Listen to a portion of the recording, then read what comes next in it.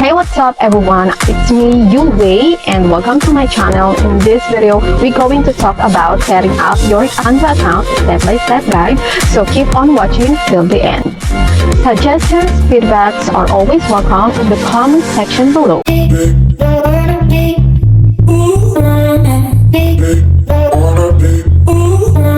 First, let's talk about what are the different accounts that Canva has. Si Canva ay mayroong 3 Canva accounts. First is Canva Free. It's for anyone to design anything on their own or with family or with friends or others. May limit nga lang yung paggamit ng elements, fonts, templates, and others na pwede mo magamit, but don't worry because marami ka na rin pwedeng magawa. Still, your creativity is the limit. Don't forget that.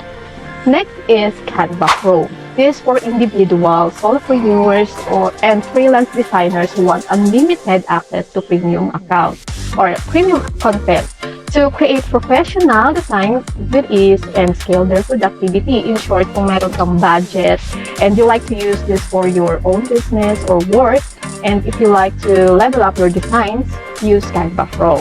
Last is Canva for Teams. All the great features of Canva Pro can be accessed with this account, but the good thing is you can access it with your team and collaborate with it. To create your account, open your mobile app on your desk or on your desktop, go to canva.com, then click sign up for free, click continue with Google, enter email address, click next, then input your password. Click next, click continue, then the home page will pop up. Choose any of the categories here. I choose personal. You can choose any one that you like.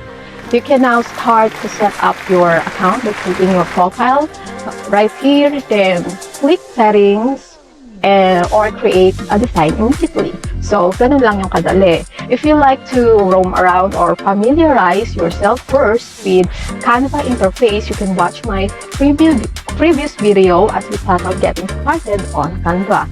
I hope you like this video. Don't forget to share, like, and follow or subscribe to my channel. Click the notification bell button to be kept updated, and watch out for our next video.